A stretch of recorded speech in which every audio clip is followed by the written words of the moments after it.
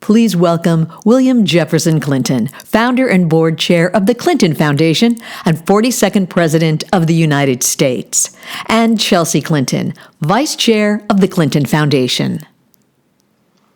Hello, and thanks for joining us for this virtual CGI U.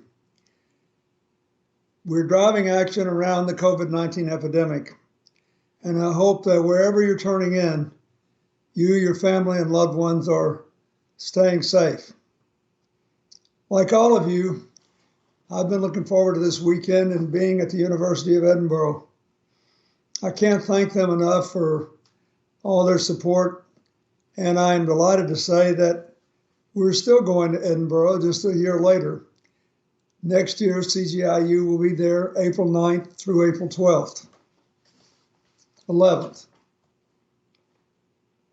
Even though we can't be together in person today, we're going to do some good things. CGI has never been about what we can't do. It's been about what we can do.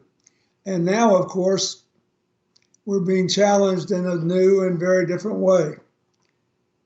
I know these last few weeks and months have been hard for everyone, including college and university students. Campuses shut down, classes put online, your lives, routines upended, and many of you prepared to graduate into an uncertain job market and without a formal graduation ceremony. I think it's a credit to you that in the middle of all this, you want to do CGI. And I also think it's a good decision. I'm excited about the program we put together today. I hope the broad range of participants will give you some new insights about not only where we are now, but about things you might be able to do to help. First of all, the struggle you're in is foremost a public health battle.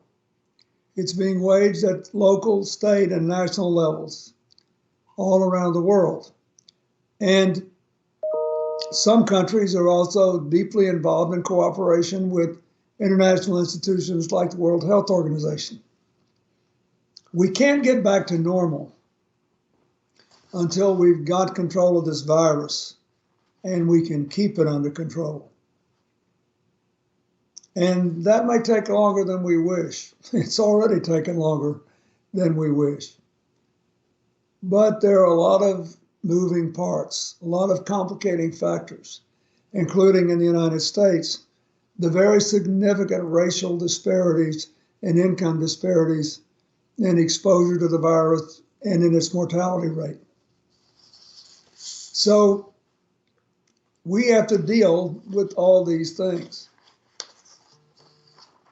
We've got new challenges. We have to implement quality and remote learning. We got to ensure students affected by school closures can continue to access essentials like meals, housing, and the internet. My presidential library in Arkansas has now served well over 100,000 meals to school students who aren't in school anymore, to the homeless population, to elderly people living alone, and other vulnerable groups. There are all kinds of things that we normally don't think about in combating an epidemic that, because of our response and the need for social distancing and quarantines, we've had to deal with now. Food supply has become a major emergency, and paying for food is what many people said today is the first thing they would do in the United States when they got their relief check from the government. Now, there are a lot of other things that we'll talk about today, things that our foundation's been privileged to work on, things that happened in the past that may or may not be relevant. What about what we did with cholera? What about what we did with Ebola? What about what we did with AIDS? And things that we can't answer for you today, for sure. When can or should we get back to a more normal kind of activity? But I want you to keep asking yourselves, what questions do you still want answered, and what can you do to make it better? because if there is anything we will learn out of this epidemic and fighting it, is that we're still in an interdependent world. We can't escape each other. And networks of positive cooperation work better than positive conflict, or people just going off on their own to fight an enemy that knows no geographic or physical boundaries. So thanks for being here. I hope you enjoy it. And now I'd like to turn it over to Chelsea. Good afternoon, good morning, good evening. Welcome wherever you are in the world joining us for our first ever virtual CGI University. While we're all so sad that we're not together in person, we're all incredibly grateful that you are joining us virtually today. And I hope that I can speak for all of us to say how profoundly grateful we are to all of our frontline health workers and frontline workers in the United States, in Edinburgh, where we had hoped to be together, and really all over the world, including some of our CGI U alums like Jonathan Chan from CGI U class of 2011, and so many others.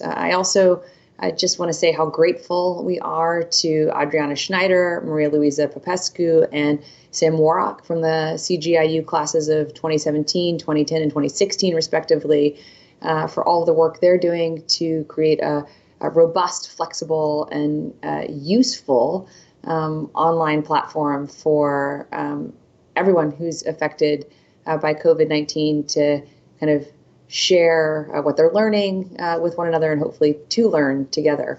As I think we've seen in the last weeks and months, this has been a very grim moment for our world, and yet also one of just extraordinary ingenuity and resilience. And so I hope that we'll be able to talk about kind of why some of this is so grim, but also kind of what is happening to hopefully help us respond effectively and to ensure that the responses of today become the resilience of tomorrow. So again, just thank you all for joining us, and I'm really looking forward to our conversations here today.